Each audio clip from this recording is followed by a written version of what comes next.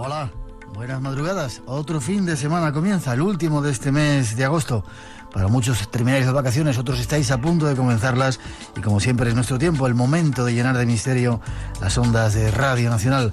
Dos nuevas emisiones están ya listas con temas que ojalá os gusten. Si estáis listos ya, tras esa pequeña introducción nos vamos de lleno a ese mundo de los ovnis. Ya veréis qué curioso.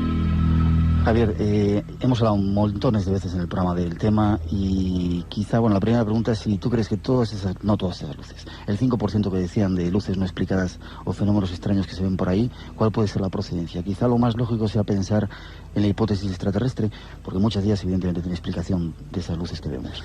Yo creo que la hipótesis extraterrestre es una hipótesis que está ganando solidez a medida que pasan los años, en contraposición a lo que opinan otros muchos, que durante estos últimos años había perdido un poco de su presencia entre nosotros. Y digo que está ganando solidez porque continuamente aparecen indicios, tanto de casos recientes como de elementos de la antigüedad, que nos hacen sospechar que estas visitas se vienen produciendo desde los albores de la historia. Y por lo tanto, que incluso nosotros tenemos un cierto grado de parentesco con esta gente que nos visita, y si quieres luego profundizamos en Empezamos por ahí. ¿Crees que podemos ser descendientes de seres extraterrestres, que ha habido una manipulación genética o algo?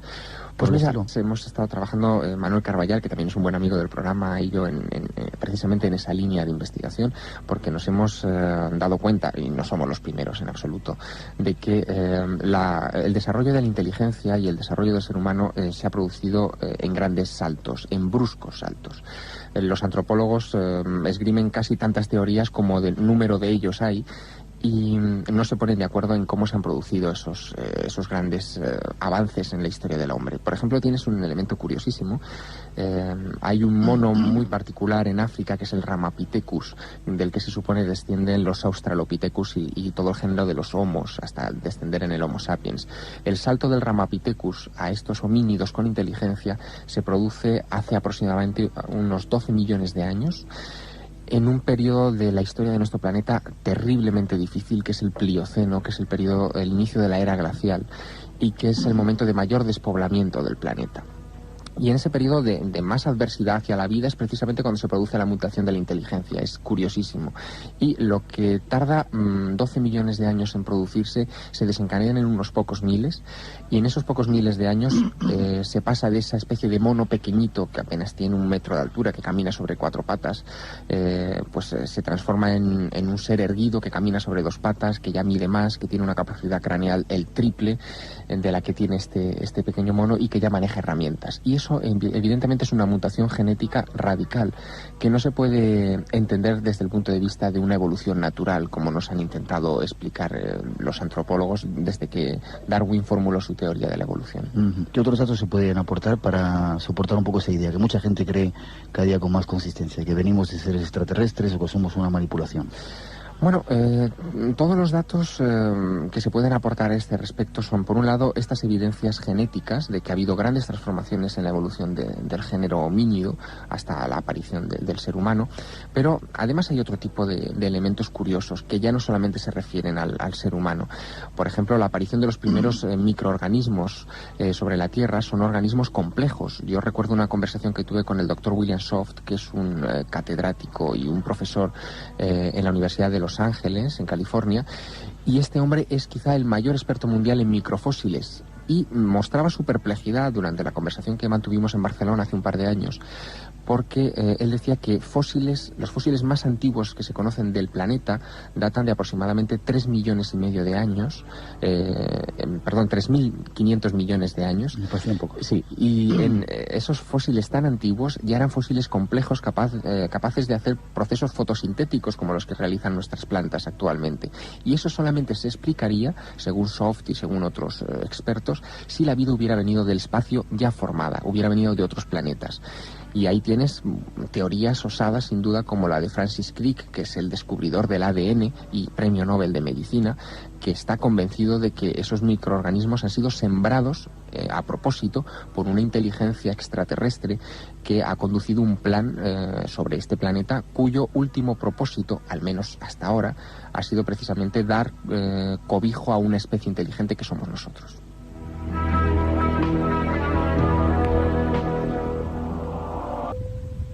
Un viaje al y a otros mundos. Un plan extraterrestre para un poco poner la vida del ser humano tal y como lo conocemos sobre el planeta. Yo no sé si seguimos avanzando un poco. Parece ser que en la antigüedad hay muchas pruebas, muchos dioses que vinieron, supuestos dioses, entre comillas, que vinieron a ayudar a las civilizaciones terrestres, y parece que les trajeron un montón de inventos que hacían un salto en la evolución. Y hay cosas efectivamente curiosísimas. Fíjate, el propio Génesis, que es el primer libro de la Biblia y el que describe la creación, resulta que por casualidad, entre comillas, especifica el proceso de evolución de la vida sobre nuestro planeta de forma correcta. Es decir, habla de que la vida se origina en el agua, que del agua aparecen los anfibios aparecen los mamíferos, y de los mamíferos acaba apareciendo el hombre. Ese proceso lineal, que no tenía por qué conocerse en la época del Génesis si hubiera sido una invención, aparece reflejado en este libro antiguo. Tienes otras crónicas antiguas también, como el Popol Vuh de los indios mayas, quichés de Guatemala, y en este Popol Vuh se describe cómo los dioses, o el creador del que habla este texto, construye varios hombres. En principio construye un hombre de barro que, bueno, es poco consistente y que además tiene el defecto de que no adora a los dioses. Ese es un detalle curiosísimo, y por lo tanto terminan destruyéndolo. Construyen después un hombre de maíz que vuelve a tener ese defecto de que no es agradecido a los dioses, y lo terminan destruyendo. Otro hombre de madera que ya es muy activo, es un hombre perfeccionado, pero que también comete el error de no adorar a sus dioses. Y por último nos construye a nosotros, pero nos construyen tan perfectos que nos asemejamos demasiado a los dioses y terminan por cercenar nuestros sentidos. Es una fábula muy curiosa, porque esa creación de varias clases de hombres coincide a la perfección con lo que describe la moderna antropología de los distintos tipos de homínidos inteligentes que ha habido sobre nuestro planeta. Y de hecho, cuando uno examina esas famosas tablas que todos tenemos en nuestros libros de texto, donde aparece un monito que va creciendo hasta convertirse en el hombre, uno descubre con poca lógica que aplique que cada uno de esos estadios son hombres distintos entre sí, y que muchos de ellos parecen, y son, la propia antropología los considera así, ramas independientes, evolutivas. Es decir, son esos hombres de barro, esos hombres de maíz y esos hombres de madera de los que habla el Popol Vuh. Es muy curioso. Ya, además, como tú dices, también es curioso porque está en casi todas las culturas, hay un dios de estos que llega y que hace algo. Sí, efectivamente, casi todas las grandes culturas del planeta, específicamente las primeras, surgen repentinamente. Por ejemplo, Egipto o Sumer, que son las grandes culturas europeas, o por decirlo de alguna manera occidentales más que europeas. Y estas grandes culturas atribuyen todo el origen de su conocimiento a dioses instructores cuyo origen es estelar, además, y que, bueno, en torno a ellos se han gestado incluso conocimientos astronómicos precisos. No hay más que recordar la famosa historia de la que hemos hablado aquí, de la famosa diosa Isis en Egipto. La diosa Isis encarnaba a la estrella Sirio, y cuando se la representaba como estrella, siempre iba acompañada en la barca celeste de otras dos diosas, Anukis y Satis. Pues bien, hace pocos meses se descubría por parte de unos astrónomos franceses que Sirio es en realidad un sistema estelar formado por 3 estrellas, un sistema trinario. Y ese es un dato al que ha accedido la moderna astronomía después de los complejos cálculos astronómicos a los que nos tienen acostumbrados nuestros astrónomos, y que desde luego en la época de Egipto era prácticamente impensable. Sus compañeros culturales, que son los sumerios, en toda la región del actual Irán, conocían también a la estrella Sirio con un nombre muy particular, que era Tistria, que significa específicamente 3 estrellas. Y todo el mundo que hablaba de estas 3 estrellas, de estas dioses que procedían de Sirio, cifraban el origen de la cultura y de la civilización y del saber humano precisamente en dioses que habían venido de ahí, de esas estrellas. Es muy curioso, parece que han estado desde el principio, parece que siguen estando, pero parece que detrás de toda esta historia hay una especie de gran juego, una gran inteligencia que estuviera jugando con nosotros. ¿Tú crees que puede ser así?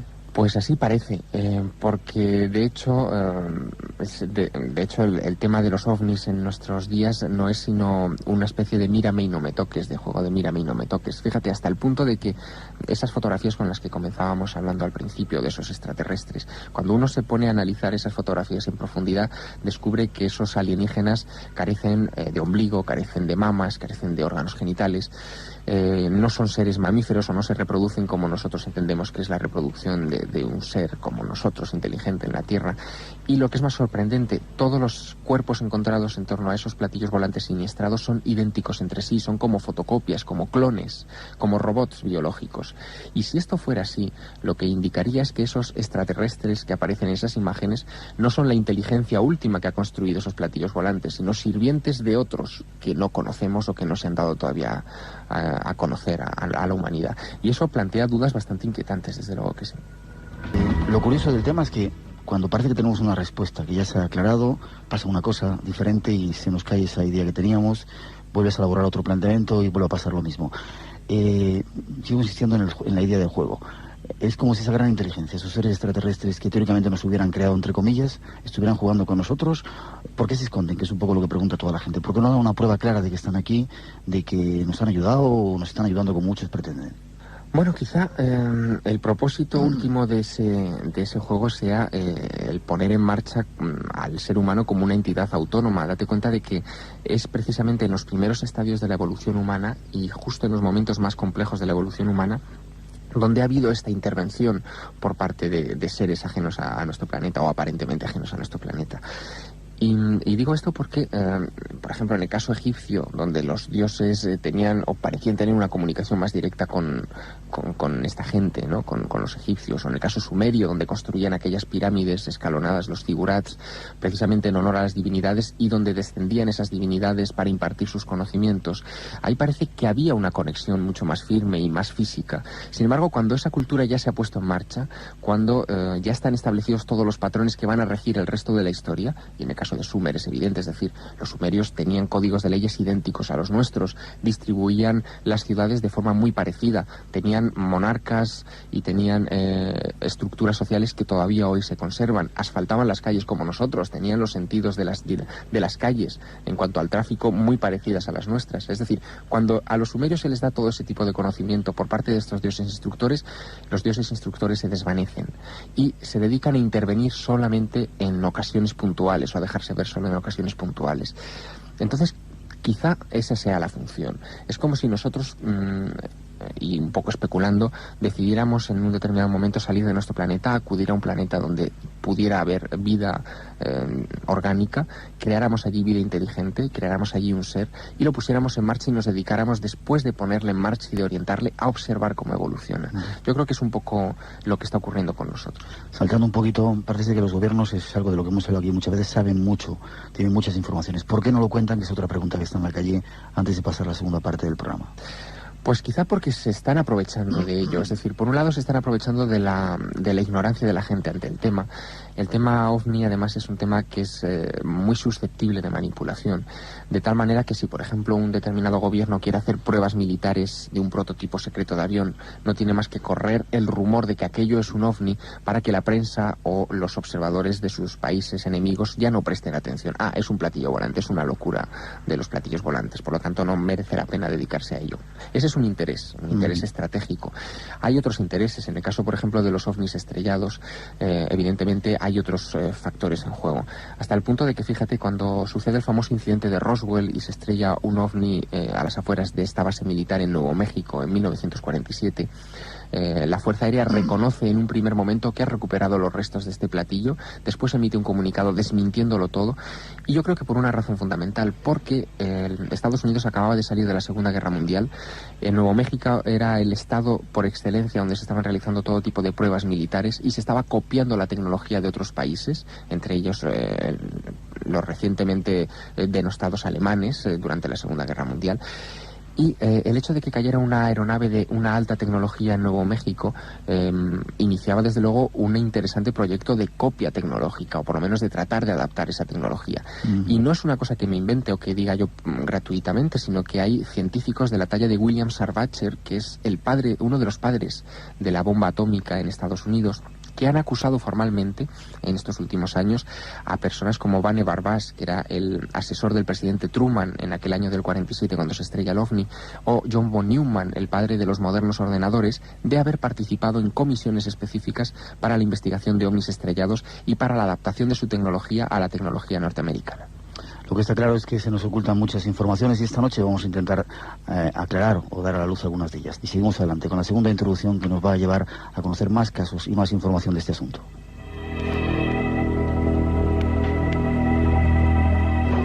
¿Cómo podemos probar lo que vimos? Está bien. Si lo enfocáramos desde otro ángulo, si las fuerzas aéreas tuvieran un ovni en sus manos, ¿dónde lo esconderían?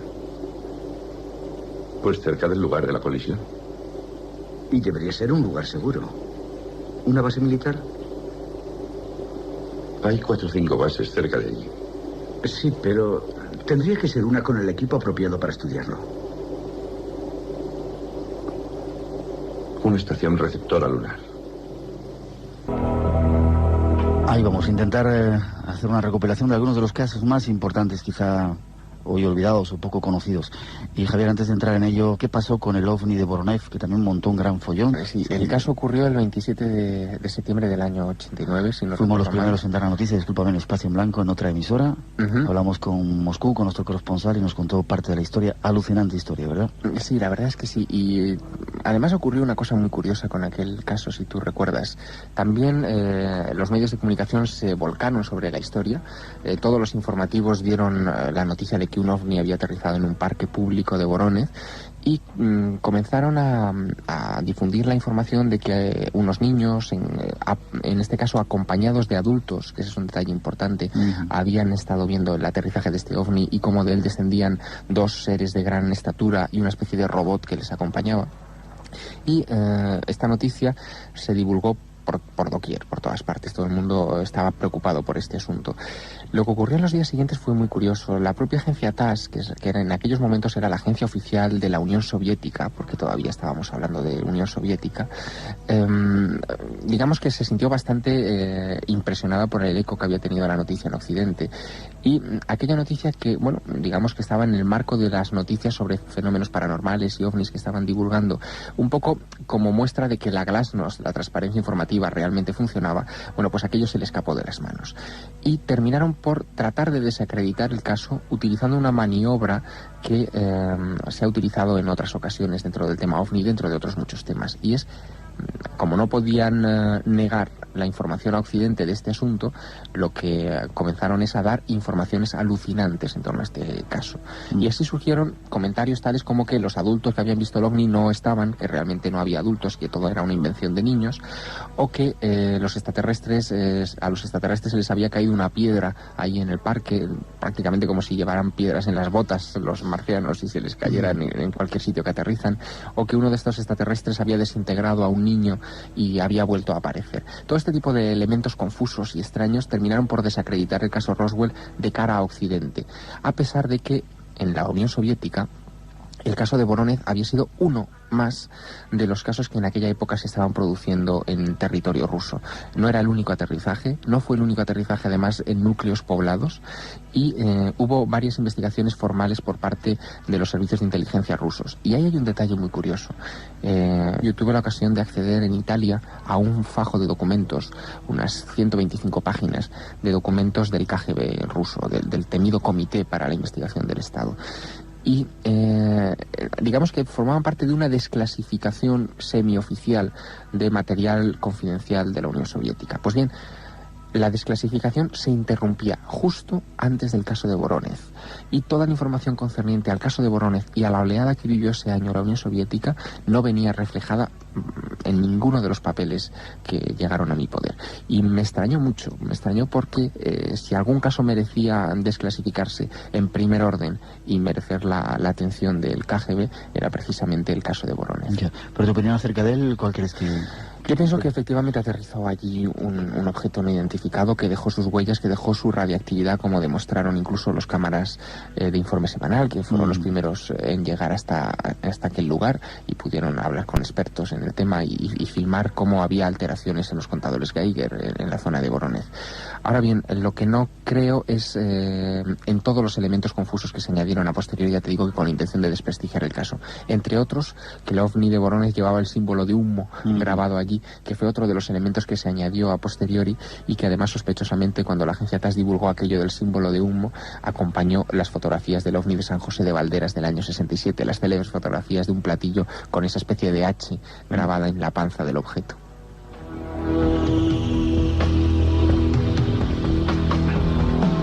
Voronezh fue un caso que llamó mucho la atención. Otros casos importantes que tú hayas recopilado que de alguna forma sean una prueba más, un eslabón más en esta cadena que estamos llevando. Hombre, hay otro hito muy importante en la historia ufológica, que es un caso que tuvo lugar justo el día de Navidad del año 1980. Ese día, en un bosque, en el bosque de Rendlesham, muy cerca de la base británica de Windwaters, en Gran Bretaña, un objeto volador no identificado aterriza, al parecer en estado de emergencia, en medio de ese bosque, y durante varios días un cordón militar tiene acordonada, valga la redundancia, la zona donde este objeto está posado. Hay varios oficiales involucrados en aquel acordonamiento que declaran que se vieron humanoides en torno a aquel objeto discoidal que había aterrizado en Windwaters y que hubo una especie de contacto oficial entre algunos militares, no específicamente de esa base, sino de otras bases y que habían acudido al lugar a raíz del acontecimiento, y los tripulantes del OVNI. Fue un caso bastante extraño, es un caso que además ha sido muy bien investigado y que como consecuencia de aquel caso las autoridades británicas llegaron incluso a talar todo aquel bosque. Hoy en día el bosque no existe. Yo tuve la ocasión de estar en aquel lugar hace 2 años y me quedé bastante perplejo de cómo la zona había sido completamente desfigurada desde el momento en que tuvo lugar el incidente hasta cómo está en nuestros días. Un segundo caso, más casos. Quizá el ovni de Manises, el incidente de Manises fue otro caso importante. Ese es otro gran hito, sobre todo español, porque, como muy bien sabes, el 11 de noviembre del año 79, un piloto civil que llevaba un avión de una compañía privada de vuelos charter con 109 personas a bordo, 109 pasajeros, tuvo que desviarse en estado de emergencia y aterrizar en el aeropuerto valenciano de Manises. Decía que había 2 luces rojas que le perseguían, que volaban hacia él en rumbo de colisión. Se armó un revuelo considerable que llegó incluso al Ministerio de Defensa. Los responsables de la Defensa Nacional ordenaron a un capitán, que era Fernando Cámara, hoy en día es un teniente coronel en la reserva, que persiguiese a este objeto y saliese con su Mirage F1 desde la base aérea de Los Llanos. Durante 1 hora y media estuvo persiguiendo este objeto sobre nuestro espacio aéreo nacional sin que pudiera identificarlo o siquiera que el objeto le diera la oportunidad de abatirlo. Y además, ahí hay un detalle muy curioso. Manuel Carballal y yo tuvimos la ocasión de entrevistarnos con Fernando Cámara en un pueblecito en las cercanías de Madrid. Y Fernando Cámara nos describía una situación bastante perpleja, bastante curiosa que le sucedió mientras perseguía aquel objeto. Y es que en un determinado momento sus sistemas de alarma del avión se dispararon como si aquel objeto le estuviera enfocando con su punto de mira y tratase de abatirle. Los Mirage llevan un sistema electrónico muy sofisticado, de tal manera que si un avión enemigo les capta y les tiene en el punto de mira, se disparan las alarmas para que dé tiempo al piloto a reaccionar y evitar cualquier tipo de agresión. Pues bien, eso es lo que le pasó a Fernando Cámara. Es como si el ovni le estuviera apuntando. Hasta el punto de que, él no se vio incapacitado de usar su armamento contra aquel objeto, puesto que el armamento que llevaba el Mirage F1 era un armamento que perseguía el calor, es decir, eran misiles guiados por calor. Y aquel objeto que volaba 3 veces la velocidad del sonido y que subía y bajaba, se ponía a un lado y a otro de la cola del avión y evitaba cualquier tipo de maniobra por parte de este piloto militar, no desprendía calor. Y eso, desde luego, para un objeto de estas características, lo que indica es que se trata de una tecnología que no poseemos en este planeta.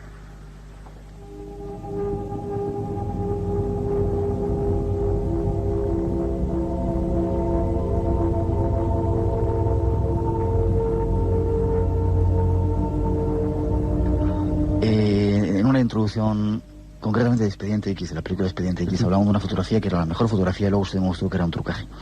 Le estaba diciendo a micrófono cerrado, aquí lo contamos todo, ya sabes, Javier, que hay más casos todavía. ¿Cuántos casos ha habido como este que daba la película de un caso que aparentemente muy cierto y luego pues que estaba trucado. Hay un personaje muy importante en el mundo desde Adamski, que tenía contactos con venusianos, que luego parece que no estaba muy claro. Ha habido unos cuantos personajes a lo largo de la historia de los ovnis que han sido así. Sí, la verdad es que sí, y tienen historias muy curiosas todos ellos. Hay un asunto que, por ejemplo, sobre George Adamski no se ha comentado y que prácticamente nadie conoce y que merece la pena que lo desvelemos esta noche aquí. George Adamski, para los oyentes que no lo recuerden, fue, digamos, la persona que puso de moda que se podía establecer contacto con los extraterrestres. Él decía que había tenido contacto, como muy bien decías, con seres venidos de Venus y que volaban en unas naves muy particulares, en unos platillos volantes que parecían casi cafeteras, ¿no? Era una cosa muy curiosa y que él fotografió en numerosas ocasiones y que publicó sus imágenes y se publicaron sus imágenes en todo el mundo. Pues bien, George Adamski, unos años antes de establecer su primer contacto con extraterrestres en el año 52, era conocido entre su círculo más íntimo como un extraordinario medium. Y de hecho, cuando él dijo que contactaba con extraterrestres, él previamente entraba en trance y como un medium convencional, pues invocaba a inteligencias que no eran de aquí, o por lo menos él decía que no eran de aquí. Y es muy curioso porque muchos investigadores hemos llegado a la conclusión de que, al hilo de que se ha demostrado que muchas de sus fotografías eran falsas, específicamente las de esos ovnis con aspecto de cafetera, hemos llegado a la conclusión de que George Adamski lo que hizo fue construir un fraude, es decir, el de los ovnis en forma de cafetera y el de los venusinos con cabellos rubios y altos y aspecto guapetón, para dar credibilidad a un fenómeno de canalización que él tenía, que es ese fenómeno de mediumnidad que le acompañó prácticamente desde su infancia, porque además la infancia de Adamski también es una infancia bastante curiosa, como la de todos los contactados, porque incluso Edward Meyer, ese famoso contactado suizo que también tiene unas fotografías espectaculares de ovnis, sus imágenes se han puesto en numerosas ocasiones en duda, se le ha acusado de fraude, se han encontrado maquetas incluso de esas naves. Pero, sin embargo, de lo que no me cabe ninguna duda es que, al igual que sucedió con Adamski, este hombre era un auténtico contactado con algo, no se sabe si con extraterrestres, con espíritus o con qué, pero que era un auténtico canalizador de informaciones. Mira, hay un detalle muy curioso y es que, por ejemplo, y volviendo un poco a las fotografías de estos extraterrestres que publicábamos en Año Cero, y es que cuando uno contempla esas imágenes y se detiene durante unos minutos a ver los detalles, uno se da cuenta de que ese extraterrestre que yace tumbado sobre una camilla de autopsias, o en principio una camilla, luego si quieres entramos en los detalles, es demasiado humano, es decir, tiene muchos rasgos parecidos a los nuestros, tiene una nariz muy parecida a la nuestra, por no decir prácticamente idéntica, tiene unos lóbulos unos pabellones auditivos muy similares a los nuestros, por no decir idénticos, una forma de la boca también muy parecida, unos ojos incluso con un iris con la misma disposición con la que tenemos nosotros, las manos, a pesar de que tienen 6 dedos en esas imágenes, también son manos prensiles prácticamente idénticas a las nuestras. Y eso lo que nos hace pensar, desde un punto de vista objetivo, y si las imágenes fueran ciertas, es que existe una conexión genética alucinante entre esas entidades y nosotros. Es decir, que procedemos de un mismo tronco genético, porque consideraría cualquier persona mínimamente racional que una coincidencia genética tal entre dos puntos distintos de la galaxia, es decir, si esos extraterrestres no tuvieran nada que ver con nosotros, pues sería poco más o menos que impensable. Por lo tanto, si esas imágenes son ciertas, apoyarían la tesis de que de una u otra manera esta gente está emparentada con nosotros. Y si admitimos lo que comentábamos al principio del programa, de que efectivamente nosotros somos una especie de producto genético, y si además añades aquella famosa frase bíblica de que Dios o los dioses nos crearon a su imagen y semejanza, pues las piezas del puzzle como que van encajando, ¿no? Y sí que podría ser, es decir, sí que podría ser que esos experimentadores, que esos vigilantes, como les describen en algunas religiones antiguas, a los dioses, nos hubieran creado en algún momento de nuestro pasado y estuvieran regresando ahora para vigilar el desarrollo de ese germen que dejaron aquí plantado. Sí que podría ser. Los pilotos, incluso en nuestro país, han tenido muchísimas experiencias y están familiarizados con el tema OVNI. Yo recuerdo, fíjate, y tú sin duda lo recordarás también, una encuesta que hicimos para el número 1 de Año Cero, ya en el año 90, sí, hace 5 años de aquella historia. Pues en aquella encuesta el resultado que obtuvimos fue que aproximadamente un 29% de los pilotos civiles españoles, es decir, 3 de cada 10 pilotos en este país habían visto alguna vez un ovni, y de esos 3 pilotos que habían visto alguna vez un ovni, uno de ellos estaba firmemente convencido de que lo que había visto era una nave extraterrestre, y otros apostaban por otras explicaciones, desde confusiones hasta fenómenos meteorológicos inexplicables, hasta aeronaves o vehículos que llegarán hasta nosotros a través de otras dimensiones. Javier, y te pregunto en 2 minutos, hemos hablado de casos de, famosos avistamientos, casos de abducciones, de esos raptos de seres extraterrestres hacia humanos, ¿alguno importante que creas que tiene mucha base, mucha solidez? Hay algunos, y algunos de ellos domésticos y muy bien investigados. Me refiero a domésticos, a casos españoles. Tienes el caso de Próspera Muñoz, por ejemplo, esta mujer que actualmente ha vuelto al pueblo donde tuvo lugar su abducción, a Jumilla, en la provincia de Murcia. Esta mujer, en el año 1947, curiosamente, en el año 1947, estaba junto con su tío y con una hermana suya en una casa de campo aislada, y en un determinado momento, mientras su hermana y ella estaban en la casa y su tío estaba con las labores del campo alejado de la vivienda, se acercaron a la casa 2 personajes pequeños de la misma estatura que los niños, es decir, aproximadamente 1 metro y poco, que venían en un coche muy raro, redondo, decían estas niñas, y les avisaban de que volverían aquella misma noche a por una de ellas, y efectivamente así fue. Aquellos seres volvieron esa misma noche, se llevaron a Próspera, que entonces tenía unos 7 años de edad, al interior de un ovni, y le dijeron a bordo del ovni que no recordaría nada de ese episodio hasta que hubieran pasado al menos 30 años. Y efectivamente, 3 décadas después, ella comenzó a tener flashes. En principio ya creyó que eran retazos de algún recuerdo de alguna película de ciencia ficción o algo por el estilo, pero poco a poco esos flashes se fueron ordenando y fueron conformando una historia coherente. Y el relato que se obtiene casi de esa historia... dentro de un momento. ¿Te parece? Estamos a puntito de marcharnos. El relato se lo contamos dentro de unos minutos.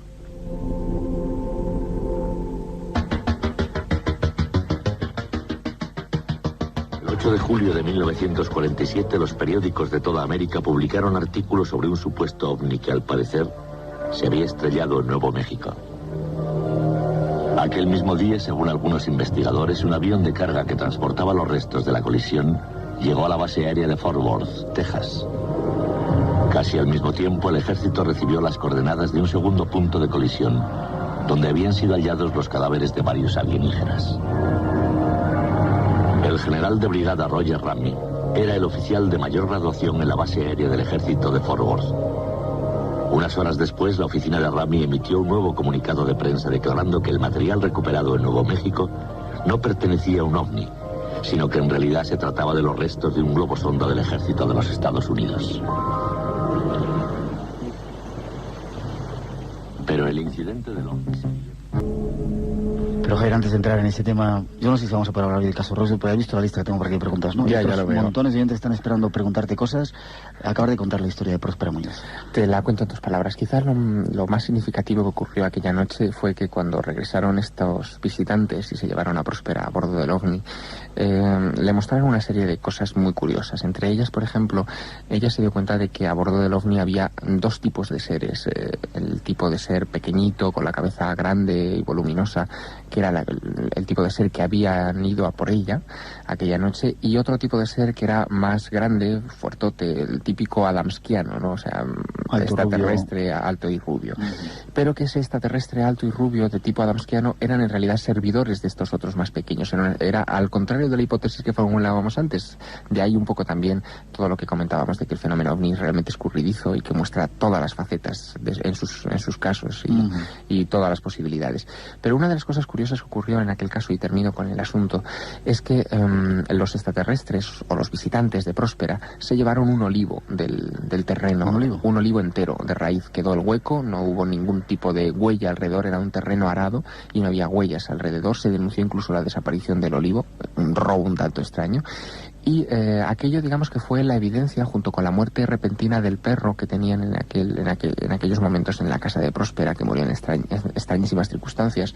Dejó de comer, incluso toda la comida que había en el interior de la casa se echó a perder también, que indicaba que algún tipo de radiación o algún tipo de alteración en el ambiente había sido provocada por estos visitantes. El caso se ha quedado así en stand-by desde el año 47 hasta nuestros días, y ahora, bueno, quizás se vuelvan a producir nuevos fenómenos, quién sabe, porque Próspera ha regresado al lugar, ya te digo que está viviendo de nuevo en Jumilla, en Murcia, y en ese periodo que ha medido entre el 47 y el 94, ella volvió a tener otro tipo de encuentros esporádicos con esos visitantes en otros puntos de la geografía española. Y es tan solo un ejemplo, hay muchísimos más en lo largo de la historia y en todo el mundo que desgraciadamente no vamos a poder contar, seguiremos a tener las mismas veces el programa. Yo he de pasarte unas cuantas preguntas de oyentes, la relación entre los ovnis y el Triángulo de las Bermudas. Bueno, eso es tema para otro programa, si quieres, pero en el área que comprende el Triángulo de las Bermudas, que es aproximadamente, para que los oyentes hagan una idea, justo frente a las costas de Miami y que, bueno, abarca una superficie bastante amplia, es uno de los lugares donde efectivamente más objetos voladores no identificados se han visto. Quizá una de las observaciones más célebres sea la que tuvo Cristóbal Colón en 1492 mientras cruzaba el Mar de los Sargazos, que ocupa una de las partes del Triángulo de las Bermudas y que en su diario de a bordo del primer viaje describe como unas bolas verdes fosforescentes que acompañaron a la travesía y que él interpretó como una señal de que estaba tierra cerca. Colón. Curioso. ¿Puede haber alguna relación, una base extraterrestre, como alguna vez se ha contado, que ya habría una base extraterrestre? Bueno, es una de las cosas que se han dicho. Yo realmente no he visitado la base ni he tenido la ocasión de recabar más información, pero desde luego es una zona de alta actividad, hasta el punto de que, bueno, todo lo que comprende también el Golfo de México y toda esa área geográfica en concreto, también ha sido escenario de frecuentes observaciones de ovnis desde los tiempos de Cortés. Es decir, el propio Hernán Cortés fue testigo de algunas de estos prodigios celestes, y antes de la llegada de los españoles a América, los ovnis se dejaron ver con bastante intensidad, hasta el punto de que, y ese es un dato muy curioso, los indígenas, los aztecas, interpretaron que algo importante iba a suceder porque el cielo se estaba manifestando. Curioso. ¿Tú recuerdas el caso del 66 o 68 de un piloto que veía ovnis en el Puig Mayor? ¿Lo recuerdas? Vamos a ver, hay varios casos en el Puig Mayor, porque ese es uno de esos nidos de ovnis que tenemos en la geografía española, en Ibiza. Y allí ha habido todo tipo de circunstancias extrañas, incluidas las de allí hay una base de radares muy cerca del Puig Mayor, y en concreto ha habido varios radaristas que han tenido ocasión de perseguir ovnis en sus pantallas desde esa base. Es, ya te digo, una zona bastante caliente en el argot ufológico. Te sigo preguntando, si quieren pasar desapercibidos, ¿por qué se presentan con tantas luces? ¿Son exhibicionistas los ovnis? Pues en cierta medida sí, es decir, parece que hay un deseo de dejar constancia de que hay otras realidades junto a la nuestra, y de hecho uno de los planteamientos que muchas veces nos hemos hecho los propios investigadores de este fenómeno, al hilo del impacto que tiene la observación de ovnis en los testigos, es que parece como si estas observaciones tuvieran la misión en algunas ocasiones de cambiarle la vida radicalmente a uno.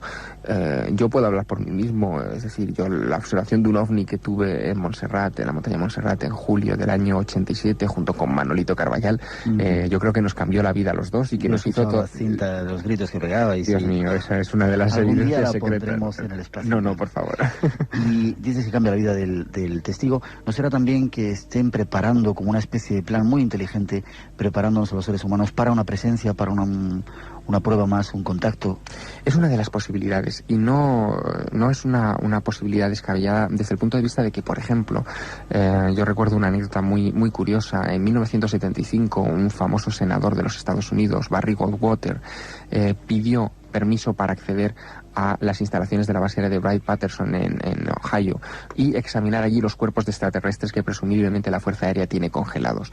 La Fuerza Aérea le denegó sistemáticamente el acceso a esa base militar a pesar de sus innegables credenciales políticas, y en una carta que él escribió contando todo este episodio termina el último párrafo argumentando de que muy probablemente en los años venideros los propios militares iban a ir desclasificando sin la pomposidad oficial que acompaña a este tipo de desclasificaciones, mucha información sobre el tema de los extraterrestres, porque hay una especie de plan de concienciación de que esta gente está aquí. Ya. Otra pregunta, los médicos dicen que el ser humano está mal construido porque carga todo el peso sobre la base de la columna. Los extraterrestres, siendo seres superiores también deben de cargar todo su peso en la base de la columna. Y pregunta si no es incongruente, si son seres superiores, ¿por qué están tan mal diseñados como nosotros? Debe ser un defecto cósmico. En cualquier caso, también los delfines son seres superiores, por ejemplo, desde el punto de vista de la inteligencia y de la capacidad cerebral que tienen. y sin embargo carecen de manos, por ejemplo. Si los delfines tuvieran manos y tuvieran brazos, serían probablemente la espoleta de la inteligencia en este planeta y hubieran evolucionado muchísimo más rápido que cualquiera de los homínidos que han dado lugar a este pobre pingajo con patas que efectivamente carga todo su peso sobre la columna. Sin embargo, la casualidad, entre comillas, evolutiva ha querido que el delfín no tuviera manos y que el mono sí las tuviera. Quizás son más inteligentes que nosotros y por eso están ahí tranquilitos en el mar. Quizá. Que hay vida extraterrestre y que la vida y la muerte son una misma línea, dice, y que si los supuestos ovnis que nos visitan no seremos nosotros mismos que venimos del futuro. Esta última pregunta también tiene visos de realidad, quiero decirte, y eso se basa en estudios muy típicos, por ejemplo, de la capacidad craneal. Se espera que el ser humano en los próximos años desarrolle una capacidad craneal superior a la que nosotros tenemos, que sus brazos y sus extremidades se atrofien, que incluso su tamaño disminuya. Y esas son precisamente las características que tienen los visitantes que estamos recibiendo en este planeta. Ahora bien, se trata únicamente de una hipótesis, no podemos aventurar nada en un sentido o en otro.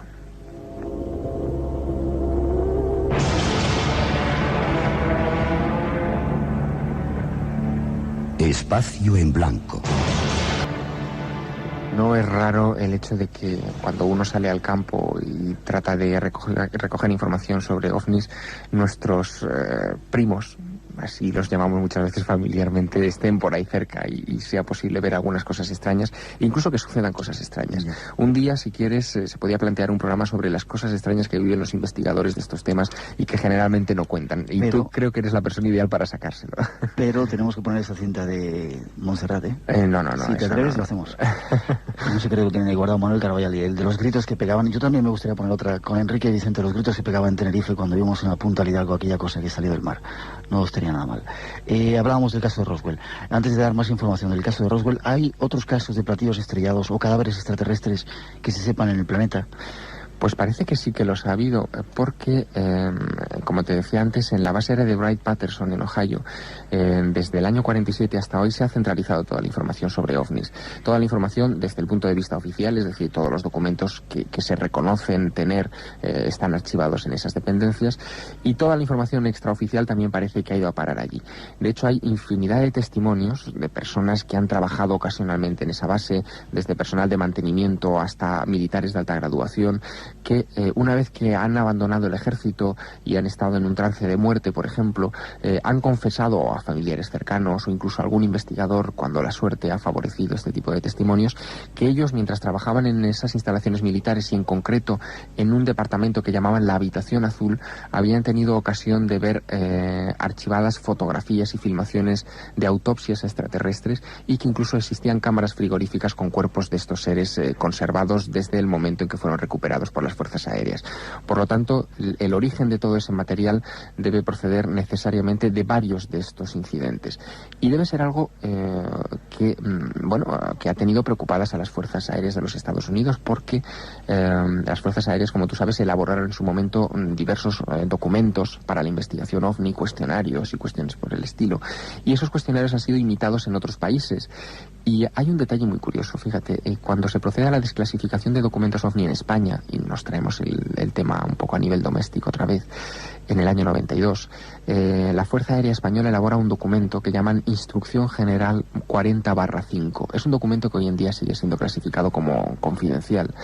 Y en esa Instrucción General 40/5, que son aproximadamente unos 25 folios, se contempla qué es lo que deben hacer los militares españoles en el caso de que se vea un ovni sobre nuestro espacio aéreo nacional. Y contemplan también otras eventualidades: el aterrizaje de un ovni, el hecho de que se detecten en un radar, el hecho de que se fotografíen o se filmen y, eso es lo más curioso, la eventualidad de que uno de estos objetos se estrelle en nuestro territorio nacional.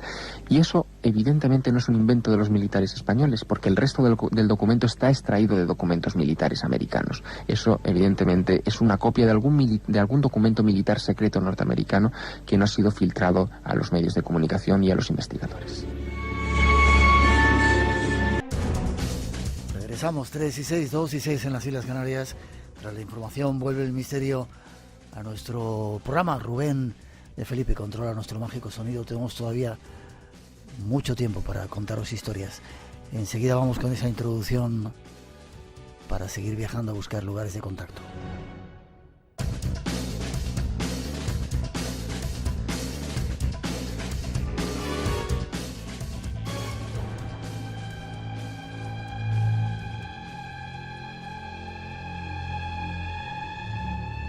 Seguimos a la búsqueda de lugares mágicos en el planeta. Nuestro destino ahora es México. En uno de los más hermosos valles de Morelos, en México, se encuentra un pueblo de 12,000 habitantes llamado Tepoztlán, mejor conocido por el legendario Cerro de Teposteco. En la antigüedad, los toltecas hicieron del Teposteco un lugar sagrado, un sitio de culto y veneración, porque poseía una energía sobrenatural que persiste aún en la actualidad. La majestuosidad de este paisaje atrae por igual a arqueólogos y a observadores de ovnis. Coronado por una pirámide prehispánica, el Cerro de Teposteco combina el interés arqueológico que abre la puerta hacia el pasado con la curiosidad por los fenómenos paranormales que abre una ventana hacia lo desconocido. ¿Qué clase de energía posee para que diferentes grupos terrestres y extraterrestres se sientan atraídos por él?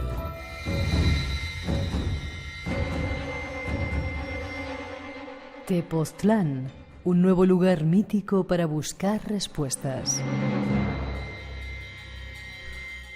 México, seguimos viajando por el planeta. Este es otro lugar de contacto, Tepoztlán. Sin ninguna duda, y yo lo descubrí gracias a un peruano, el doctor Daniel Russo. No lo conocí en persona, pero sí entablé amistad con sus hijos. Daniel Russo, el gran investigador, masón, pesquisador de las culturas protohistóricas, fue el que lanzó a conocer mundialmente Marcahuasi, en los Andes de Perú. Y él encontró montañas semejantes con unas formaciones curiosas en la roca, y tras un paralelismo entre Marcahuasi en los Andes de Perú con el Teposteco, donde está esa pirámide prehispánica que decía la voz en off. Y Tepoztlán es un lugar muy conocido porque la gente de México, esto está al sur de la Ciudad de México, en el estado de Morelos, suele ir allí porque hay un clima muy bonito, de sierra, de montaña, pero también porque es una zona que cautiva, tiene una magia que no se puede comprender. Lo que halló Russo y lo que más tarde en mis propias investigaciones pude corroborar es que la misma leyenda de túneles que albergaron a supervivientes de culturas perdidas se encuentra en esa región. Obviamente, de Morelos, dices. Sí, en el estado de México. Exactamente, en el estado de Morelos, al lado del estado de México. No está muy lejos para partir allí en coche desde la Ciudad de México, la antigua DF, como se conoce. Y se dice que detrás del Dado, la roca del Dado, como le llaman allí los lugareños, se encuentra una cavidad subterránea que pasa, según dicen los maestros ancianos de la zona de Tepoztlán, los que suelen camuflarse como iniciadores del temazcal en esas regiones, que el túnel pasa por debajo del Teposteco y se dirige hacia algunos volcanes en particular, como el Popo y el Iztaccíhuatl.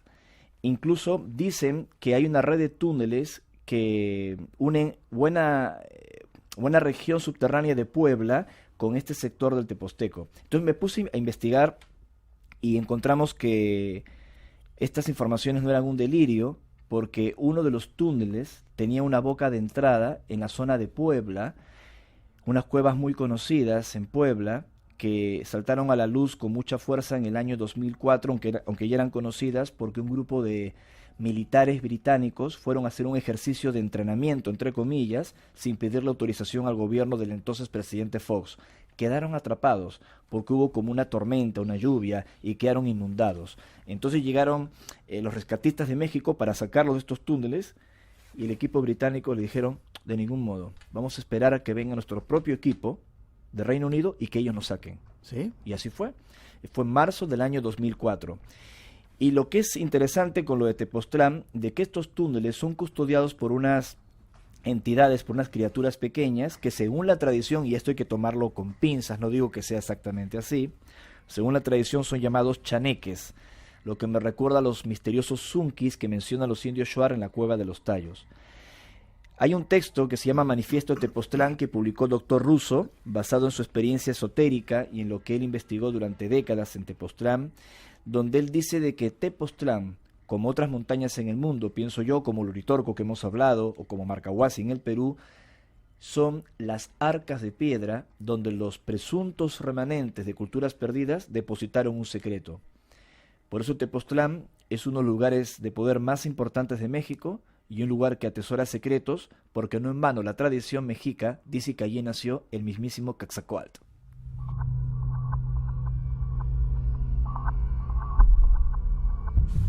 Casi terminando. ¿Qué mensaje hay de ese lugar o qué mensaje sacas tú después de todo este tiempo de investigaciones, de viajes, de lugares? Hay muchos lugares de poder en el planeta, ¿verdad? Poderosos. Es potentes. difícil resumir todo en un mensaje. Mientras estuvimos fuera del aire, revisé aquí en mi teléfono móvil una gran cantidad de comentarios. Y el mensaje que voy a dar tiene que ver con una pregunta muy inteligente que hizo Fran García, que él escuchó que muchos investigadores o testigos de estas cosas, sus vidas habían sido trastocadas o habían terminado muy mal. Querido Fran, ese no ha sido mi caso. Llevo 25 años en esto, desde que era un adolescente. Y aunque no puedo demostrar nada de lo que he dicho, solo comparto información, cada uno la podrá sopesar, reflexionar. Creo que esto me conectó más conmigo mismo. Y ese es el mensaje. Mi libro Lugares de Contacto y todo lo que estoy investigando no es buscar afuera lo que llevamos dentro. Es solo ver en un espejo lo que siempre estuvo en nuestro propio corazón. El mejor lugar de contacto es uno mismo, dentro de uno mismo. Así es.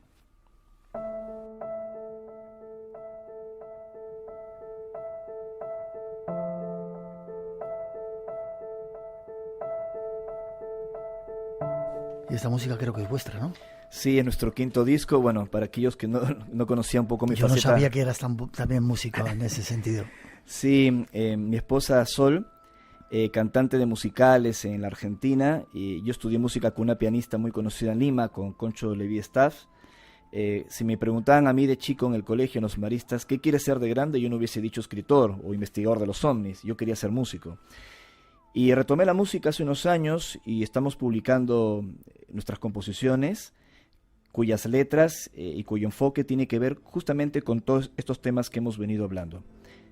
Así que les presento Mintaca, nuestro proyecto musical. Bien, quiero escuchar otro tema antes de que nos vayamos. Forma de contacto. Además, creo que mañana vas a estar en la feria. Bye. Sí, cierto. Mañana vamos a estar en la feria. Si queréis conocer a este personaje, aprovechar mañana aquí en Madrid. Gracias, Miguel. Mañana vamos a estar en la Feria del Libro, en la caseta 228 de Ediciones Luciérnaga de Grupo Planeta. Esto va a ser de 19 a 21 horas. De las 7 de la tarde hasta las 9. Sí, de las 7 de la tarde hasta las 9. 21. Escuchamos un poquito de esa música y nos vamos.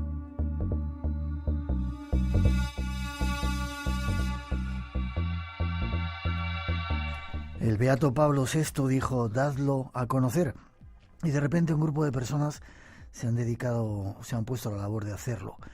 Han hecho una película que se llama Garabandal, solo Dios lo sabe, y nos vamos a poner en contacto con uno de sus responsables, Rafael Samino.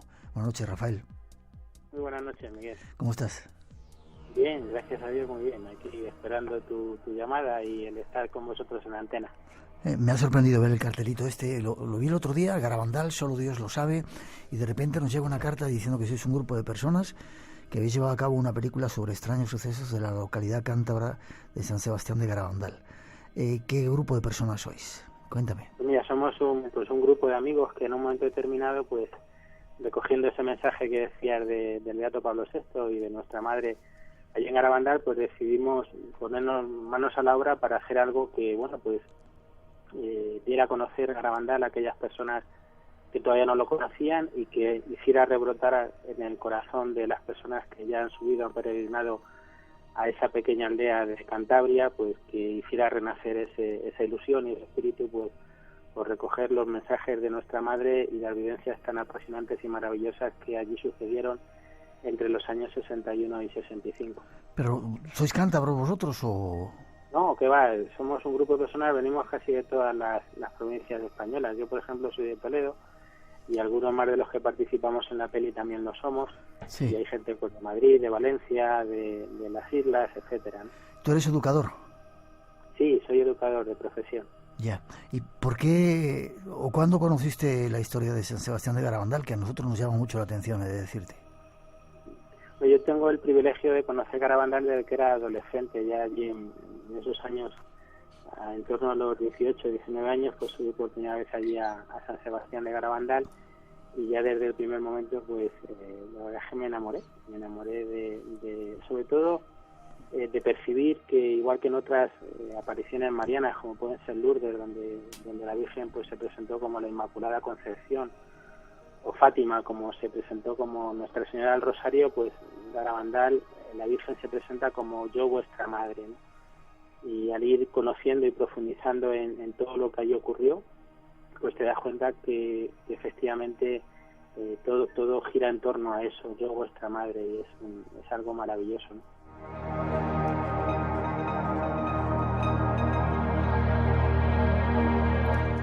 ¿Habéis entrevistado a los videntes, a la gente del pueblo? Bueno, habéis hecho una película que no sé si lo había dicho yo. Y para hacerla, ¿con qué medios contabais y a quién habéis entrevistado? ¿Cómo es la película? Nárrame un poco. Pues, realmente la película está basada totalmente en hechos reales, ¿no? Y lo que hemos seguido ha sido pues toda una documentación escrita que hay y también pues testimonios orales, como bien dice, de mucha gente que fue testigo directo de esas apariciones, ¿no?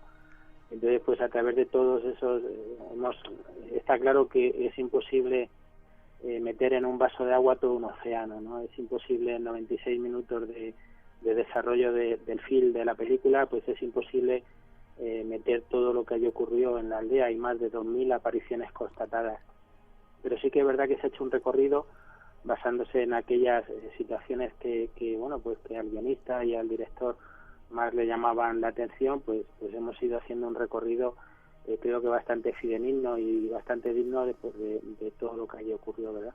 Niñas, algunos de los videntes que caminaban con los ojos cerrados hacia atrás, descalzos por un camino súper abrupto, con un montón de extrañas historias que sucedían alrededor, ¿verdad?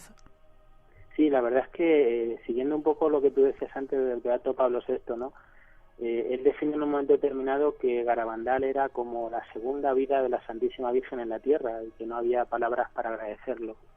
Y es verdad que en esos 5 años, pues nuestra madre no solamente tuvo todo este tipo de manifestaciones con las 4 niñas, con Mariloli, con Conchita, con Jacinta y con Maricruz, sino que visitó todas y cada una de las casas del pueblo, visitó el cementerio, visitó todas las callejas, visitó los prados, y como que hizo pues de Garabandal su casa, ¿no? Aunque bueno, pues de una forma quizás más asidua o más continua, pues en la calleja allí en lo que llamaban el Cuadro y en Los Pinos, pues fue donde hubo quizás más manifestaciones. Convendrás conmigo que Garabandal es un sitio cuanto menos extraño, curioso, ¿no? Misterioso. Hombre, se puede ver así. Para mí es mucho más que todo eso, ¿no? Para mí Garabandal es tierra de María, ¿no? Es una tierra, es una parcela de Cantabria, es una parcela de España que ella eligió como un sitio suyo, ¿no? Y cuando uno sube a peregrinar allí y pues tiene la posibilidad de estar un rato, una tarde, una mañana, un día, una semana, pues nota esa presencia maternal, ¿no? Que hace que pues muchos de los problemas que uno lleva en su corazón pues se vayan disipando, se vayan suavizando o se vayan relativizando, ¿no?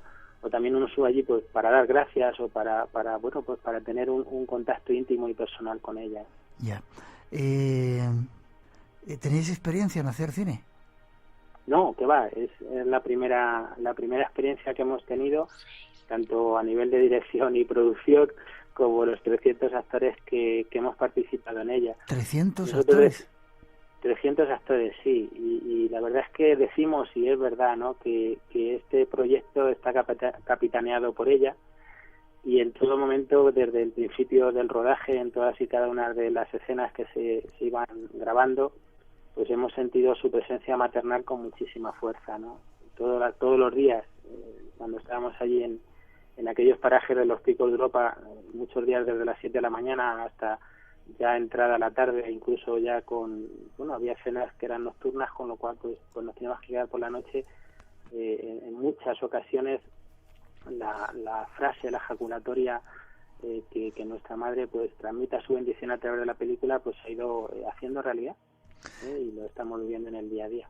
He visto aquí en ese cartel anunciador que hay actores, supongo que hacen de sacerdotes, de guardias civiles, están los videntes. ¿Esa gente dónde la habéis sacado?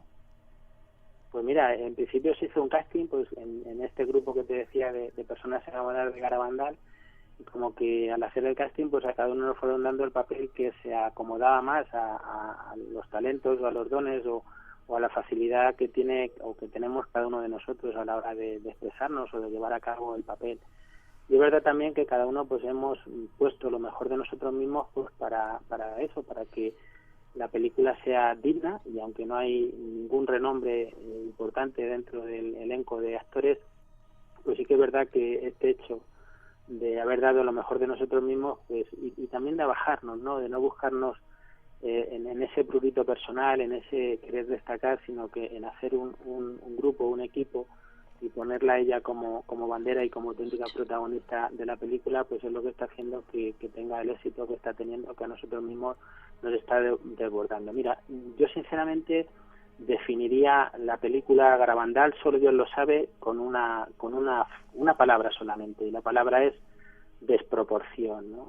Hay una desproporción enorme entre lo que somos y lo que sabemos, y las consecuencias tan maravillosas que está dando en cartelera la película, ¿no?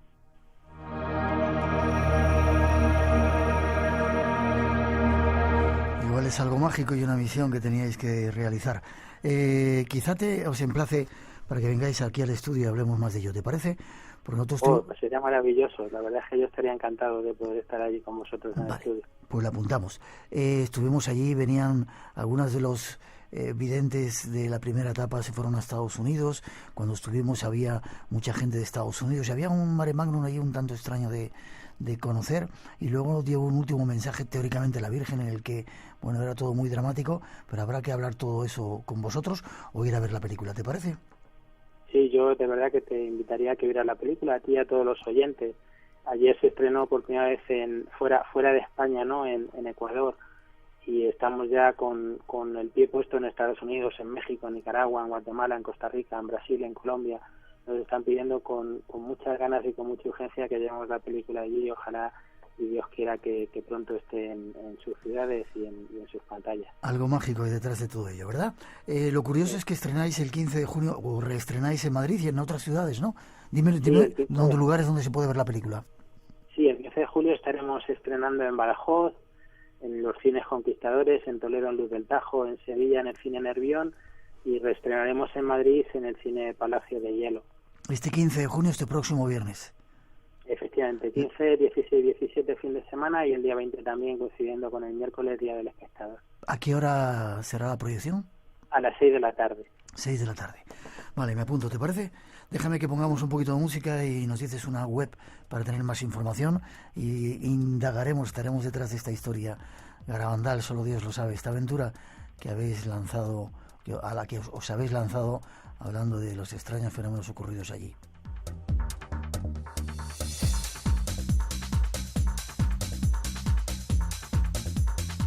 Si queréis ver algo cuanto menos curioso, Garabandal, solo Dios lo sabe, en el cine Palacio de Hielo, 15 de junio aquí en Madrid, y en otros muchos lugares. ¿Forma de contacto para tener más información de sus sitios?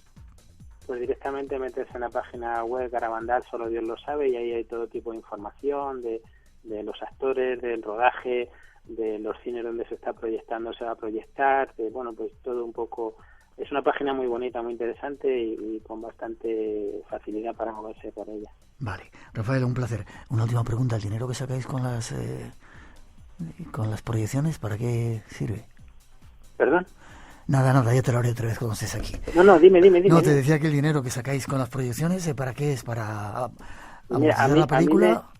Ahí me pillas, pero lo que sí que te puedo asegurar es que absolutamente todas las personas que hemos participado en la película, tanto dirección, producción, luces, sonido, etcétera, y los actores, todo el elenco de actores, nos hemos pagado nuestros gastos, es decir, todos hemos firmado un recibito renunciando a cualquier tipo de compensación económica, porque entendemos que tienes una película que sea para lo que te decía antes, ¿no? Para dar a conocer Garabandal a aquellos que no lo conocían, y para que se enamoren o reenamoren los que ya lo conocemos. Garabandal, solo Dios lo sabe. Enhorabuena, Rafael. Espero darte un abrazo, verte el día 15 de junio aquí en Madrid. Y si queréis más información, ponéis eso, Garabandal, solo Dios lo sabe, o una página web www.peliculagarabandal.com. Gracias y enhorabuena por el trabajo, Rafael. Muchísimas gracias a ti por la oportunidad que nos das, y espero que cumplamos esta palabra de volvernos a ver y abrazarnos hoy en el estudio. Muchas Amén, gracias. Así sea. Te veo prontito. Hasta pronto. Gracias, un abrazo. Hasta pronto. Según la Organización Mundial de la Salud, el 12% de las personas mayores de 60 años sufren maltrato psicológico. Si no haces lo que te pido, irás a una residencia o no te dejaré ver a los nietos. Eso también es maltrato. Memoria de Delfín, con Arturo Martín Lafuente. Esta semana y con motivo de su Día Internacional, hablamos del abuso y maltrato en la vejez. Memoria de Delfín. Los lunes a las 3 de la madrugada es hora de Radio Nacional de España. No se lo pierdan. Espacio en Blanco. La madrugada del sábado al domingo a las 2 con Miguel Blanco en Radio Nacional.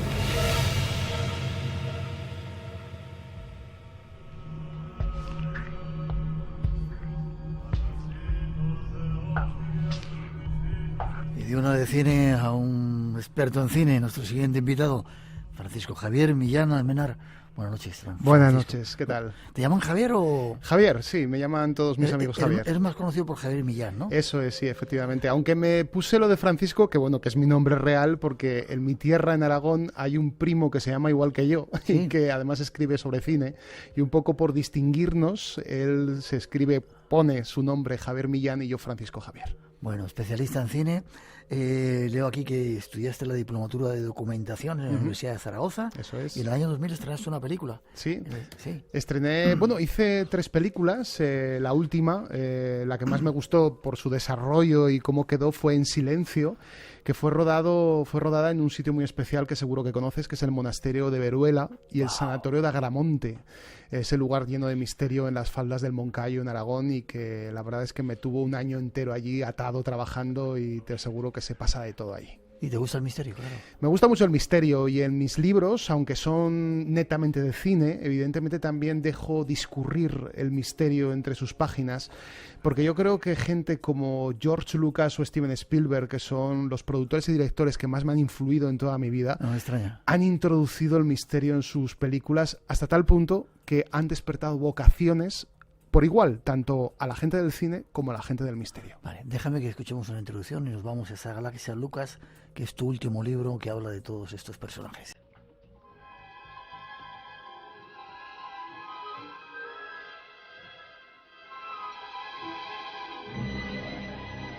El mundo del cine influye en nuestra forma de vida, creando nuevos arquetipos que marcan a muchas generaciones.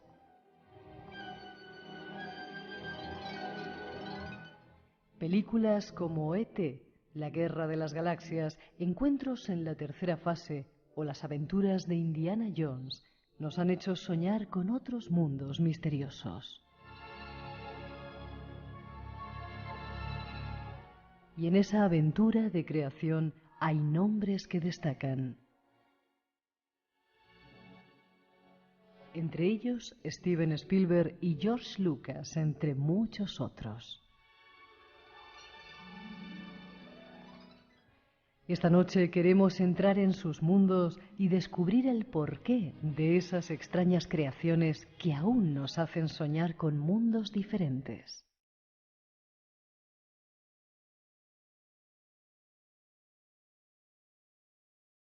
Pues ahí está esa introducción, casi parecido a lo que tú estabas diciendo. Hay personajes, directores de cine, que nos han metido ideas en el inconsciente y que han cambiado la forma de ver el universo, ¿verdad? Como totalmente. Lucas en este caso.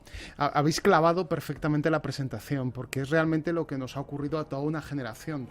Pero es que en el caso de Lucas, esto va más allá. Es que ahora, en la actualidad, hay niños, hoy mismamente lo he estado viendo en la Feria del Libro de Madrid, cómo se acercaban niños de 6, 7 años y veían la portada del libro y decían, reconociendo todos los personajes, mira mamá, mira, esto es Star Wars. Sí. Y eso hace que pensar que si ya han pasado 40 años desde entonces, ¿cuántos años van a pasar? Porque esos niños ya influidos por estas películas, cuando se hagan mayores van a ser sus ¿Te parece? Sí, sí, perfecto. En tu libro hablas de todas las películas que ha hecho, si me permites, vamos a unas poquitas, ¿no? Pero ¿qué le ha pasado a este tío para que tenga esa imaginación tan increíble para que haya, porque casi toda su obra tiene que ver con, no sé si se llama ciencia ficción, ¿no? Pero ¿cómo es capaz de crear un universo tan complejo, tan profundo como el de Star Wars, por ejemplo? Fíjate, él no nació para, digamos, convertirse en productor o creador de grandes sueños, sino que él pensaba hacer sobre todo cine experimental, cine un poco fuera de la industria. Pero de repente hay un cambio radical entre el estreno del American Graffiti, que fue una película del año 1973, y La Guerra de las Galaxias, y fue, digamos, un intento, esa primera Guerra de las Galaxias, de hacer un título que entroncase directamente con los seriales cinematográficos que él veía cuando era joven. Además, en una época que era un auténtico caldo de cultivo para la ciencia ficción, porque estamos hablando de los años de Flash Gordon, de Buck Rogers, y también son los años posteriores al caso Roswell de Nuevo México, y también el tema de los ovnis de Kenneth Arnold. Es decir, hay muchos elementos de la infancia que vivió George Lucas, que vivió allí en los Estados Unidos, en la pequeña localidad de Modesto, en California. Ya, pero le pasó algo. Spielberg, yo sé que vio un ovni y tuvo no sé si un contacto, como hablábamos con Ricardo, ¿no? Sí. ¿A Lucas le pasó algo, a George? A Lucas le pasó algo muy concreto en la fecha del 12 de junio de 1962. Fue una fecha en la que tuvo un terrible accidente de tráfico, porque a él le encantaba el mundo del automovilismo, le sigue gustando el mundo de las carreras, sobre todo el mundo del hot rod, que es un poco como el tuning, que se llama ahora, de transformar los coches, aunque en el caso de George Lucas eran los coches auténticos, clásicos americanos de los años 50 y 60, y se la pegó fuertemente, estuvo a punto de morir, estuvo en coma durante varios días, y después de levantarse y despertar, él tomó la decisión de volcar toda su rebeldía juvenil no en el automovilismo, sino directamente en el cine.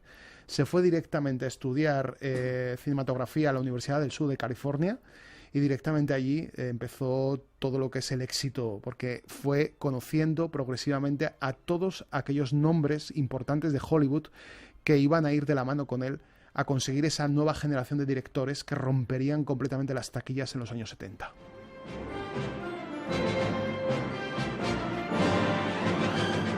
Pero no le pasó nada más, bueno, y es mucho lo que le pasaría, ¿no?, en esa, para llegar a crear un universo tan complejo. Mira, él confiesa que después de esos días en coma empezó a tener, no durante el proceso del coma, sino automáticamente después de despertar, a empezar un gran interés por la filosofía, la antropología, por la arqueología, por la historia, sobre todo una pasión por la historia del siglo XX, y eso se traduce mucho en las películas de la Guerra de las Galaxias, porque te están contando realmente el alzamiento de un imperio, como por ejemplo podría ser el Tercer Reich en Alemania, más que claro, desde una perspectiva de ciencia ficción. Es decir, en ese punto de casi morir, él tiene, digamos, una revelación, pero yo me atrevería a decir que esa revelación se extiende al resto de la humanidad o al resto de los espectadores. Es decir, si él fallece ese día del accidente, tú y yo no estaríamos hablando aquí. Seguro. Y seguramente muchos no tendríamos esa vocación por el cine y por los trabajos audiovisuales. Y no solamente lo que el cine en sí, sino el mensaje que subyace, que te pregunto, ¿de dónde lo has sacado? Hace poco estábamos preparando un programa hablando de Carlos Castaneda y nos decía que Steven Spielberg, George Lucas habían influido de las enseñanzas de Don Juan. ¿De dónde sale la fuerza? ¿De dónde sale toda esa serie de personajes y toda esa filosofía? En el caso de la Guerra de las Galaxias, evidentemente hay un arquetipo que es el viaje del héroe. El viaje del héroe que tiene siempre presente a un personaje que se encuentra siempre naciendo en un lugar que nada tiene que ver con sus aventuras posteriores, en un lugar ajeno, lejano, como es el caso de Luke Skywalker en la primera película, y siempre termina teniendo una llamada a la aventura. Siempre termina apareciendo un brujo, un hechicero, una especie de mago que le otorga un poder, que le otorga un conocimiento, y ese hechicero lo forma Obi-Wan, que es el Jedi, el maestro Jedi, que se encuentra además en el desierto de Tatooine completamente perdido y abandonado. Algo así como lo que le ocurrió a Aquiles cuando fue enviado a ver al centauro Quirón y le dio toda la sabiduría para luego afrontar todas sus aventuras. La verdad es que tiene mucho de mitología, y también hay elementos del ciclo artúrico, que esto también es muy interesante y que te va a gustar mucho. La República, que se ve en las películas de la Guerra de las Galaxias, sobre todo en las precuelas, en los episodios 1, 2 y 3, es el Camelot que desaparece, el Camelot corrupto que termina siendo vencido por el mal y por el lado oscuro. Espacio en Blanco. Tu cita con el misterio en Radio Nacional. Montones de preguntas acerca de esta historia. Dice que si es posible que Lucas se haya inspirado en el Yeti, en ese ser mitológico, para el personaje de Chihuahua. Pues posiblemente. Bueno, más que en el Yeti, se inspiró en su propio perro. Él tenía un perro de estos esquimales, grandote, muy grande, al que llamaba Indiana, por cierto, Indiana. Y claro, dijo cuando creó el personaje que la cara del perro se parecía mucho al personaje que estaba en ese momento desarrollando para la Guerra de las Galaxias. Preguntan también que por qué se han rodado de forma tan desordenada los capítulos, los más antiguos, y que además ya cuando las ves te haces un lío. Te haces un lío, sí. No sabes dónde estás, el principio, el final. Cuando en el año 77 los primeros espectadores vieron la primera película, no aparecía lo de episodio 4 delante, porque antes solamente aparecía la Guerra de las Galaxias, a secas. Sí. Y lo que ocurrió es que con los reestrenos que vinieron en el año 78, debido al éxito tan tremendo que tuvo, pues entonces en ese momento Lucas muy inteligentemente puso episodio 4, Una nueva esperanza, porque lo que él quería era rodar un episodio 5 y 6, y cuando la tecnología le fuera posible para poder hacer y abarcar más historias, rodar las precuelas, el episodio 1, 2 y 3. Todos ellos, los 6 primeros capítulos, tienen como protagonista no a Luke Skywalker, sino realmente a Darth Vader, porque te están hablando de un niño que nace siendo muy inocente, con una madre que además se engendra como la Virgen María prácticamente, como Jesucristo, y de repente se ve imbuido por el lado oscuro y cae en desgracia, y el resto de las películas, la saga clásica, es el momento de reconciliación, sobre todo la reconciliación consigo mismo, con el mal que lleva dentro y con su propio hijo. Ya. Además hay mucha influencia del budismo, de Zen, del taoísmo, de montones de filosofías orientales que él las mezcla ahí. Eso es. Y sobre todo de las técnicas samurái, porque él es un gran fan de las películas de Kurosawa. Hay una película titulada La fortaleza escondida, de los años 50, quizás una de las menos conocidas del director de Los 7 samuráis. Y estas películas ya se llamaban en Japón las Jidaigeki. Es decir, estamos hablando de que aquí en esta palabra japonesa, Jidaigeki, la he pronunciado mal, es Jidaigeki, ya está la palabra Jedi, o sea, ya está ahí presente, y por lo tanto toda la filosofía de los samuráis está muy presente, sobre todo el honor de esos monjes guerreros que en cierta medida intentan un poco guardar la política y sobre todo salvaguardar el bien en la galaxia. Yeah. Hay individuos que están marcados desde el más allá para cambiar nuestra forma de ver el mundo. Pregunto. Y George Lucas podría ser uno de ellos, igual que Spielberg. Podría ser uno de ellos perfectamente, porque tanto Lucas como Spielberg, es increíble que tú te reúnas con gente en ferias del libro, en reuniones, en cualquier parte de España o en cualquier otro país, y todos tenemos la misma pasión. Es decir, ¿por qué hay una mente colectiva que de repente en los años 70 y 80 hace que un montón de gente que teníamos 5, 10 o 15 años, ahora, cuando ya estamos en los 40, seguimos teniendo esa pasión interna por estas películas? Se nos ilumina la cara cuando hablamos de ellas. Sí, se te nota. No solamente Lucas hizo esto, sino también otro mito. Estamos a punto de poner fin a una gran búsqueda. El Santo Grial, Dr. Jones. Ratas. Esta es. El escudo es la segunda señal. La hemos encontrado. Indiana Jones en la búsqueda de toda una vida. Toma ya.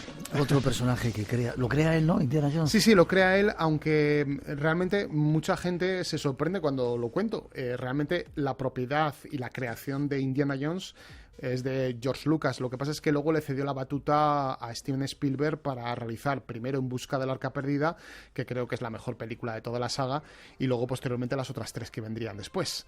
Y claro, esta película es para mí el pretexto para hacer el libro, porque realmente cuando escribí el anterior, Generación Goonies, que ya estuve hablando con vosotros hace un par de años, mucha gente me preguntaba, ¿por qué no has hablado de Indiana Jones en ese libro? Y yo siempre decía, tranquilos, porque va a haber un libro casi prácticamente dedicado a este personaje. Y es que este es el que marca el antes y el después en mi vida. Mi madre me deja solo, abandonado, con 10 años, viendo esta película en los multicines Buñuel de Zaragoza. ¿Te dejó solo ahí? Me dejó solo, ella se fue a comprar. Y claro, cuando salí de verla, dije, me quiero dedicar a esto. Pero no solamente dedicarme al cine, sino al tema del misterio. Empezaron en mi interior una serie de revulsivos que hicieron que empezar a leer libros sobre el Arca de la Alianza, sobre misterios egipcios, sobre todo lo relacionado con la arqueología, con Percy Fawcett, ese coronel del ejército británico que se perdió en el Mato Grosso. Todos estos elementos que junto, evidentemente, las novelas de Conan Doyle y Julio Verne alimentaron mi infancia y también la de muchos de los oyentes seguramente. Déjame que escuchemos un poquito de su música.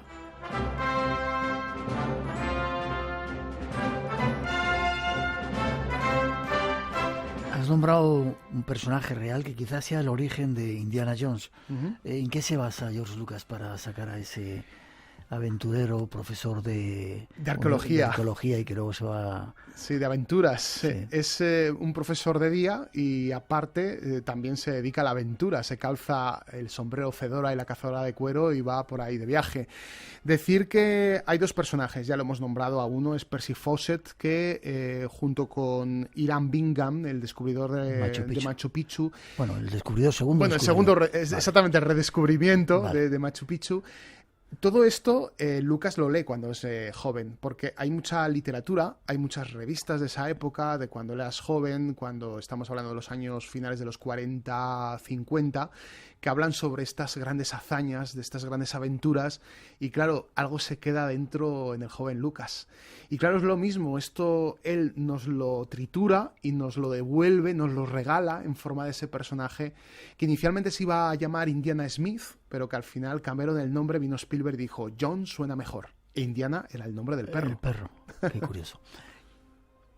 Elige para sus películas los grandes mitos, las grandes búsquedas arqueológicas, el Santo Grial, el Arca de la Alianza. Eso es. ¿Por qué? Hay que estar, te voy a decir, no está en una línea directa con los contactos, como contábamos antes con Ricardo. Podría ser. Le están diciendo, haz esto para que cambiar la forma de pensar a nivel inconsciente de muchas generaciones que hemos visto esas películas. Mira, el caso de En busca del arca perdida es un caso paradigmático, porque yo creo que es la iluminación de varias partes en un proceso creativo como nunca se ha dado en Hollywood, en el que todas y cada una de las partes tenían voz y voto.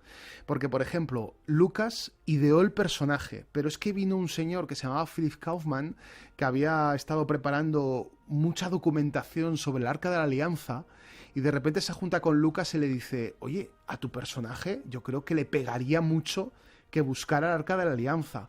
Luego vino Lawrence Kasdan, que se convirtió también en un magnífico director, y Lawrence Kasdan aportó todos los elementos relacionados con el Tercer Reich, los alemanes, la búsqueda de los objetos de poder, los objetos místicos que estaban tan obsesionados los nazis para poder lograr ganar la Segunda Guerra Mundial. Y luego vino Spielberg y ya aportó ese elemento de serial tan de aventura, de acción repleta de una escena que se monta con otra y de escenas tan brillantes como por ejemplo el final, que es evidentemente inspiración completa de Spielberg, un hombre que es judío, un hombre que viene de una cultura hebrea y que al final acaba la película con un gran rito en una isla perdida en el Mediterráneo, haciendo que ese arca de la alianza levante todo su poder y toda su fuerza y la ira de Dios se desate por primera vez en la tierra en mucho tiempo.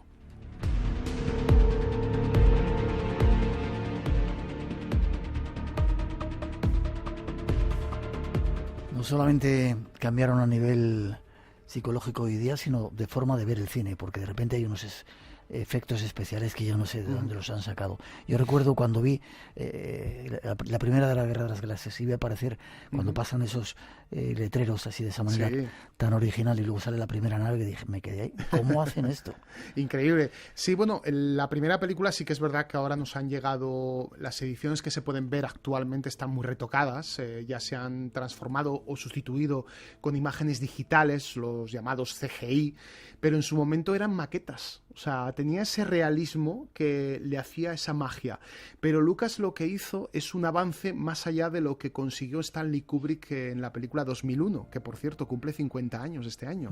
Película que yo creo que tendríamos que tratar en otro programa porque merece muchísimo la pena. Te tomo la idea. Y Lucas, muy obsesionado también con 2001, dijo... Kubrick ha conseguido el realismo, pero yo quiero que las maquetas que yo muestre den la sensación de que son cazas aéreos y naves tripuladas, como los combates que se filmaron por primera vez en cine en la Primera Guerra Mundial, esos combates con el Barón Rojo, de la escuadrilla Lafayette, todas estas hazañas bélicas que te acuerdas que al principio te decía que tanto le gustaban a Lucas porque era un gran apasionado y es un gran apasionado de la historia europea. Pero eso también supongo que habrá sido un paso de gigante, toda esa serie de efectos especiales. Sin duda. Todas esas mundos que nos inspiran y que nos recrean y que nos meten en él como si estuviéramos viviendo ahí. Totalmente. Él tuvo que inventar una propia empresa dentro de su empresa. Dentro de Lucasfilm inventó Industrial Light and Magic. Fíjate qué bonito, luces y magia. Eso está muy bonito. Es muy bonito y cambió la historia del cine. Luego progresivamente los avances se fueron viendo en las películas de Star Wars, en las películas de Indiana Jones. Vino Parque Jurásico, que hace 2 días ha estrenado la nueva película. Está supervisada por Lucas. Lo que es el montaje y los efectos especiales son de su propia compañía, aunque la película es de Spielberg. Pero realmente es que han revolucionado el consumo del cine. Ahora cualquier director puede soñar lo que quiera de que realmente la tecnología es capaz de realizarlo. Lo puede conseguir, ¿no? Eso es.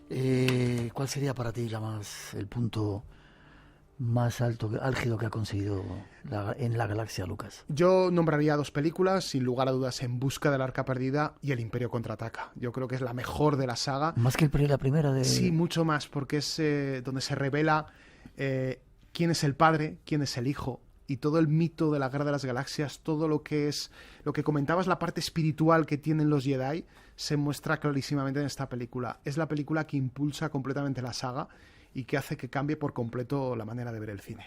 Sin embargo, en este libro sacas otra serie de películas que también ha hecho nuestro autor, pero siempre relacionadas con esta ciencia fantástica. Sí, aunque sí que es verdad que tiene otras películas realistas. Los Ewoks, por ejemplo. Los Ewoks, que aparecían en El Retorno del Jedi, que al principio se dijo, que se le criticó mucho de que era un simple personaje, unos simples personajes para vender muñecos, porque claro, con la Guerra de las Galaxias iba parejo una intención empresarial, porque él es mejor empresario que director de cine.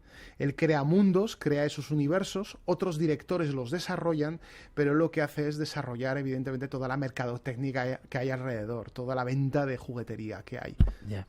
Otra película que me llamó mucho la atención, Dentro del laberinto. Sí, es muy bonita. Oz, un mundo fantástico, es que son increíbles. Son increíbles. Pues estas películas, sin Lucas, no las hubiéramos tenido.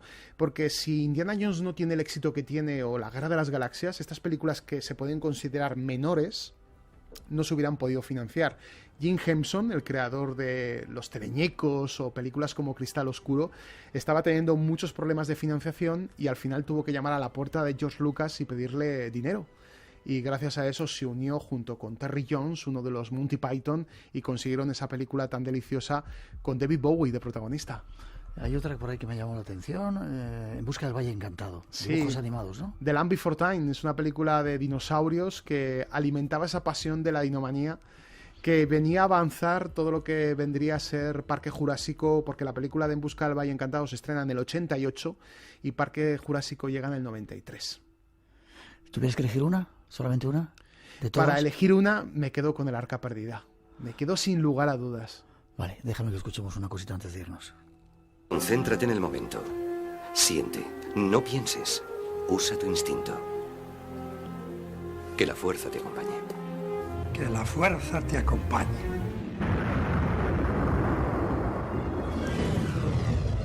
Pues eso te deseamos, que la fuerza te acompañe.